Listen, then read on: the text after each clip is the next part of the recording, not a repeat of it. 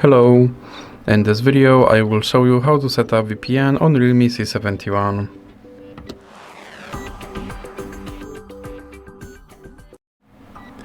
So you have to start by opening your Google Play Store, then click on search bar and type in Turbo VPN and click search.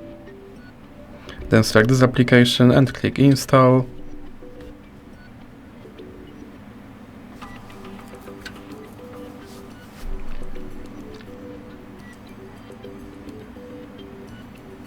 And now click open and click agree and continue.